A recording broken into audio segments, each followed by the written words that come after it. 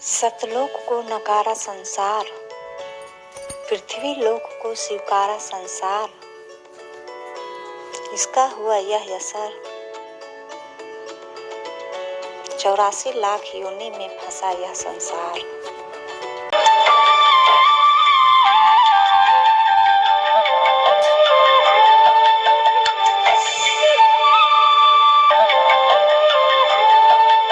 शंकर भगवान हे परमात्मा एक जातक दे देते, हे परमात्मा हमारा भी जीवन सफल हो जाता, हे मालिक। इस तरह वो ऐसे कहते हुए चल रही थी। नीरू उसको समझा रहा था कि एक नीमा, यदि हमारे भाग्य में होता तो भगवान शंकर पहले ही दे देते। हमारे भाग्य में संतान नहीं है और आप रो रो के आंखें और खराब कर लोगी, उंगली पकड़ने वाला कोई है नहीं, ना रोया करे, सब्र कर, संतोष कर। भगवान ने जो रखना है वैसे ही रहना चाहिए, अल्लाह ने जो दिया वही ठीक है। ऐसे करते करते बातें वो पहुंच गए सरोवर पे। पहले नीमा स्नान करके आई, नीरू बाहर दूर बैठ गया। नीमा जब स्नान करके बाहर आ गई तो नीरू स्नान करने के लिए सरोवर में गया और नीमा अपने कपड़े चेंज करके जो कपड़ा बांध कर शरीर पर नहाई थी उसको धोने के लिए पुनः किनारे गई। तब तक कुछ रोशनी सी हो गई थी, सूर्य उदय होने वाला था। उसने क्या देखा, कमल के फूल पर एक बालक ऐसे ऐसे हिल रहा है, उसका पैर है। उसने पहले देखा कि कोई सर्प ना हो, मेरे पति को डस ना ले। परमात्मा ने एक पैर का अंगूठा मुख में दे रखा था, एक पैर को हिला रही थी। नीमा ने जब ध्यान से देखा तो ये तो कोई बालक है। अपने पति से कहती है कि देखना जी, कमल के फूल पर बच्चा, कमल के फूल पर बालक है। अब नीरू ना रहा था ऐसे कर। नीरू ने सोचा या तो मेंटल होली, इन बच्चों के मोह है, इसकी तो मानसिक स्थिति कति खराब होगी। नाता नाता कह रहा कि नीमा मैंने बहुत समझा लिया, मानती कति नहीं। अब तुझे इतना मोह होगा, इतनी मेंटल पागल होगी, तुझे जल में भी बच्चे दिखने लगे तो शांति कर, कुछ सब्र कर, विचार कर। इतने में उसने फिर कसक से कहा, जी देखो सचमुच देखो। तो अब जब उसने इसी कसक से कहा तो नाते नाता देखा सचमुच रहे बालक कमल की फूल पर थोड़ी सी दूरी पर, यानी किनारे से काफी दूर था, लेकिन वो नहा रहा था उससे थोड़ी दूर था। तो एकदम जाकर के बच्चे को उठा लिया, कमल के फूल के समय उठा और अपनी पत्नी को उठाकर दे दिया। अब इस बच्चे को नीरू कह रहा था रख दे यहीं पर। अपने आत्मा जिस परमात्मा का नाम लेने दे, नाम लेने मात्र से एक गुदगुदी सी उठती हृदय में। और जिसके लिए ऋषि महर्षि तपस्या कर कर शरीर खत्म करके उनको वो परमात्मा मिले नहीं, और उस पुण्यात्मा नीमा को और नीरू को सहज में मिल गए। और नीमा ने उस बालक को सीने से लगाया। जिस परमात्मा के नाम लेते रोंग रोंग खड़े हो जाते हैं, और जो किसी पुण्यात्मा के सीने से लगा हो, जो आनंद जो सुख उसकी आत्मा को महसूस हुआ होगा वो अवर्णनीय है।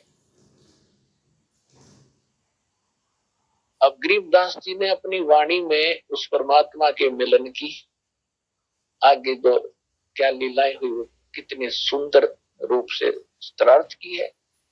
अमरवाणी से जो भगवान की अमरवाणी से सुनाएंगे। पुण्यात्मा जब तक आप परमेश्वर की शरण में नहीं आते तब तक तो ये जो कथा सुनते हुआ भक्तों के मुख से, इस पर भी आपको विश्वास नहीं होता होगा, क्योंकि हम भगवान के गुण महिमा सुना जरूर करते थे पर हमारे साथ घटना नहीं घटा करती जो भगवान करता है, क्योंकि हमारी साधना शास्त्र अनुकूल नहीं थी। अब हमें वो विधि मिली और परम संत से लेकर वो शास्त्रों की साधना की जाती है, तो ये सुख स्वाभाविक भगवान देता है, उसके गुणों में लिखा है। जैसे बिजली के गुणों में लिखा है वो सब सत्य है, पंखा चलाती है, अंधेरे को उजाले में कर देती है, जो है दूध रिड़क देती है, ट्यूबवेल से जल निकाल देती है, आटा पीस देती है, चक्की चलाती है। तो ये सब गुण है उसके अंदर। लेकिन वो मिलते कैसे हैं? कनेक्शन लेना पड़ता है प्रॉपर वे से, उसके संबंधित कागज पूरे किए जाते हैं, उसकी टर्म एंड कंडीशन सारी पूरी फॉलो करी जाती है। जब हम उसकी सब कंडीशन पूरी करते हुए कनेक्शन हमें मिल जाता है, फिर आगे भी वो टर्म एंड कंडीशन निभानी पड़ती है। समय पर बिल भरना पड़ता है, नहीं तो कनेक्शन फिर भी कट जाता है। तो कनेक्शन मिलने के बाद जो गुण होते हैं बिजली के, वो आपके घरों में शुरुआत हो जाती है। इसी प्रकार ये सतलोक आश्रम बरवाला, जिला हिसार हरियाणा के अंदर ये दास उस परमात्मा का वो लाइनमैन बैठा है जो भगवान के कनेक्शन को आपसे जोड़ सकता है, न इस पृथ्वी पर कोई जोड़ने वाला नहीं है।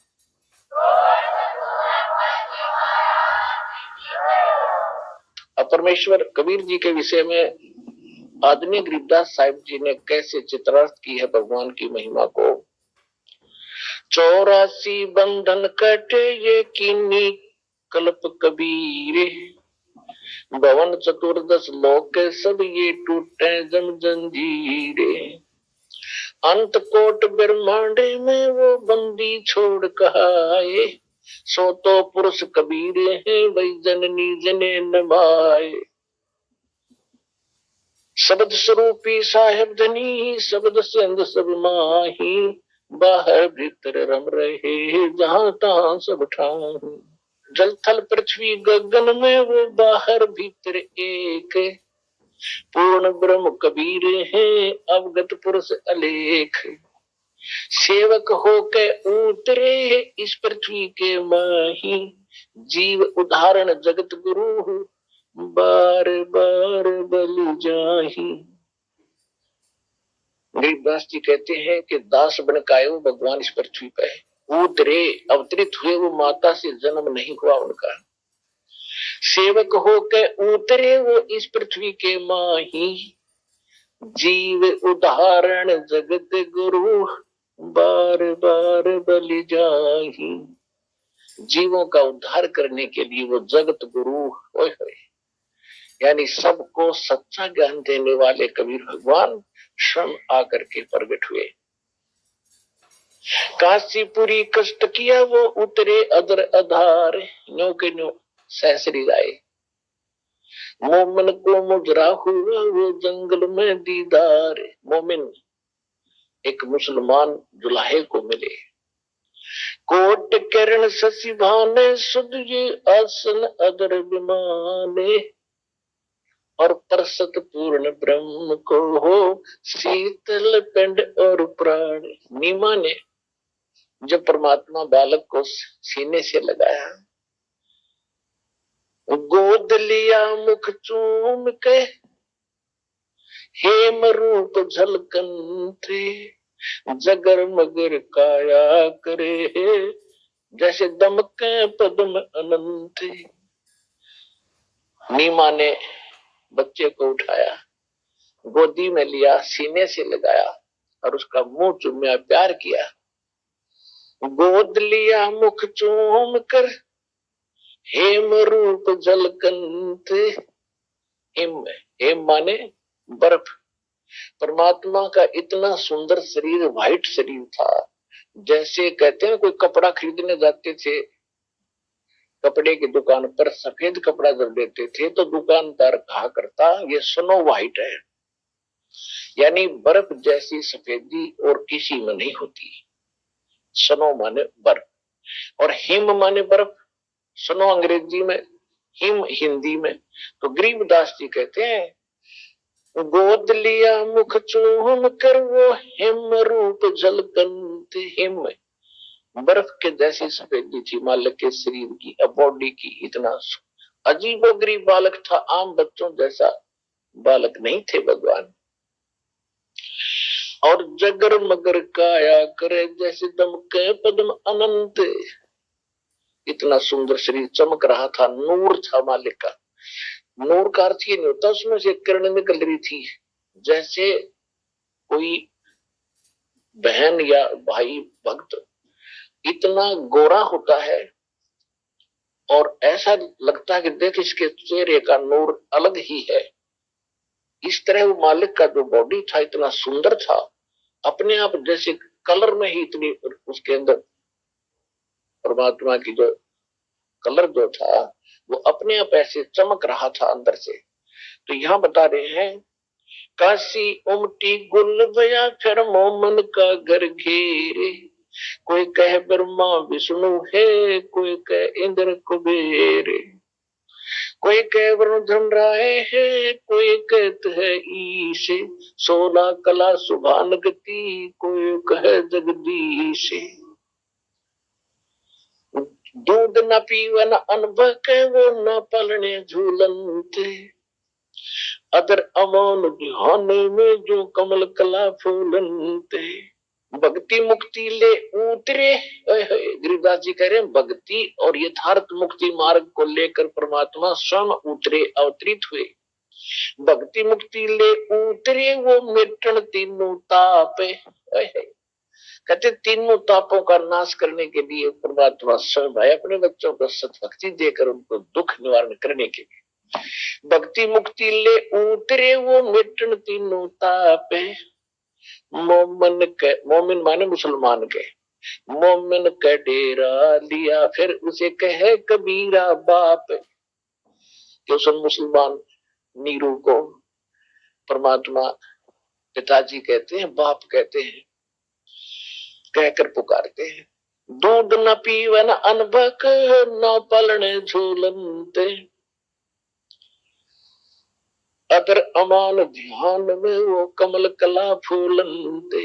आखिरी बात क्या बता रहे हैं कि परमात्मा ना अन्न खा रहे थे ना दूध पी रहे थे और शरीर इतना स्वस्थ और फल रहा था जैसे कमल का फूल, कमल के फूल को जो उगता है सरोवर में और उसमें चाहे कितना ही पानी छोड़ दे और नहर का, अगर पानी का लेवल ऊपर बढ़ता जाएगा तो कमल का फूल ऊपर रहेगा उसमें, चाहे 100 फुट पानी बढ़ चढ़ जाए तो 100 फुट ही कमल ऊपर पहुंच जाएगा, रहेगा पानी से ऊपर।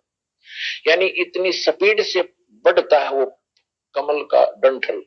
तो यहाँ परमात्मा के विषय में गरीबदास जी कह रहे हैं कि ना तो दूध पीवे ना अन्न खा रहा था और स्वस्थ ऐसा था, शरीर ऐसे फल रहा था, फूल रहा था, बढ़ रहा था जैसे कमल का फूल बढ़ता है।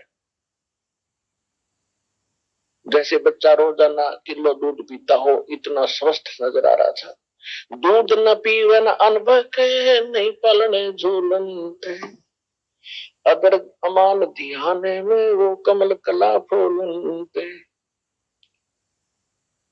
कोई कह छल ईश्वर नहीं कोई किन्नर के लाए, कोई कह गण ईश का जो जो मां तेरे साए। अब बच्चे ने कोई कुछ कह रहा था, कोई कुछ कह रहा था, जितने भी नाम धरे थे कोई कहता ये वैसे ही कोई ऐसे आ गया, कोई भूत प्रेत की आत्मा होगी इसमें।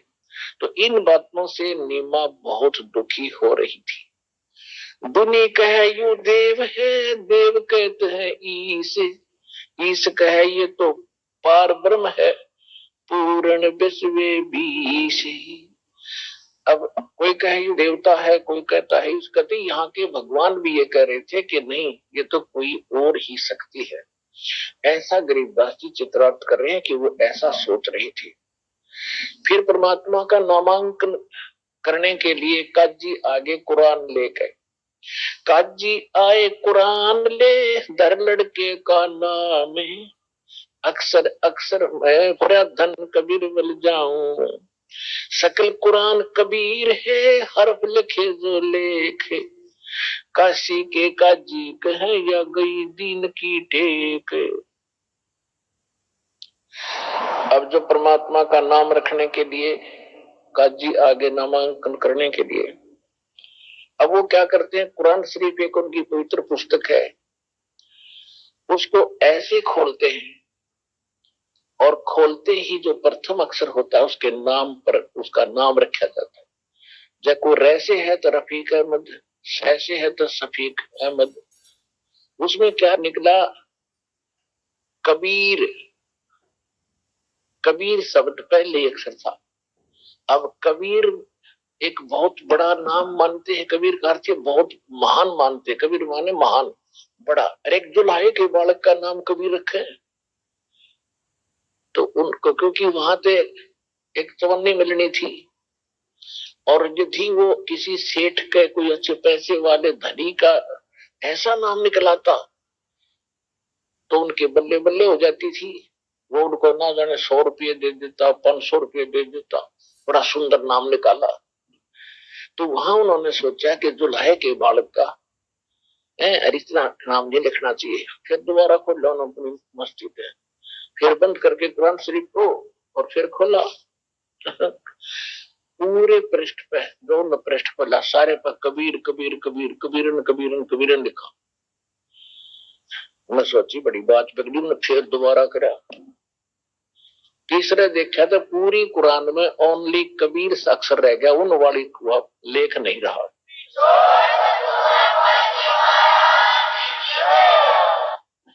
और परमात्मा कहने लगे, काजी और मुल्लाओ, मेरा नाम कबीर ही रहेगा।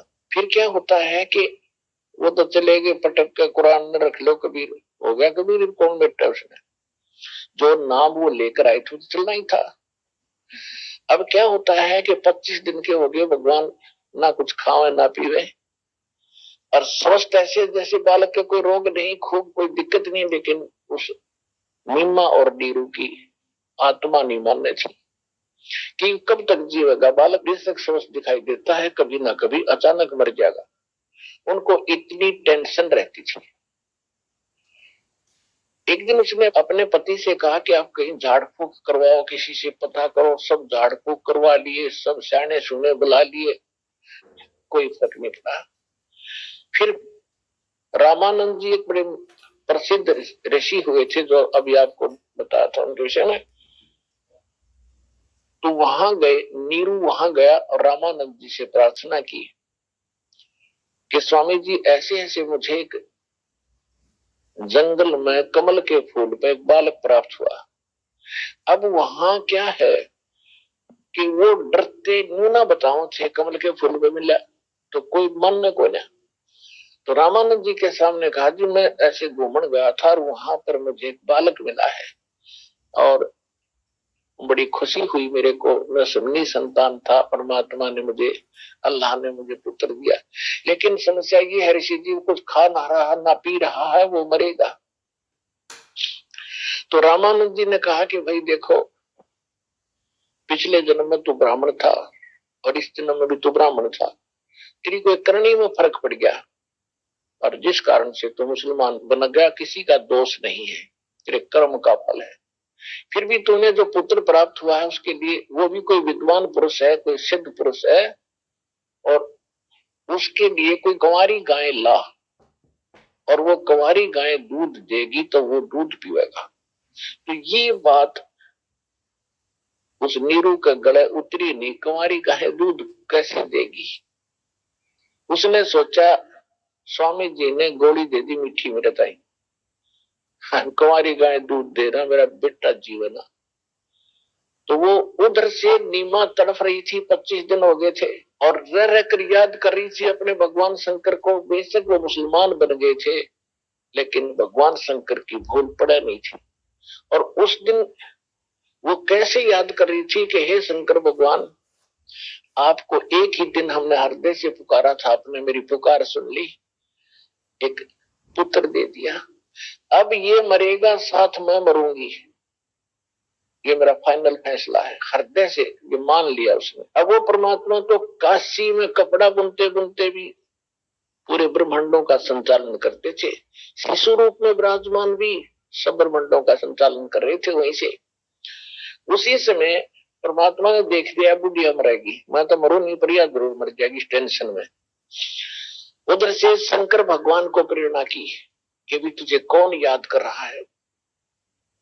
वो करे करा साइया मन में लहर उठाया, दादू से दरजीव के आप बगल हो जा। तो शंकर जी ने ध्यान से देखा कि एक माई रो रही है, मुझे याद कर रही है। वो साधु रूप बना के संत का वहां प्रकट हो गया, आगे यानी ऐसे शिवपुरी से उतरे अपने लोग से,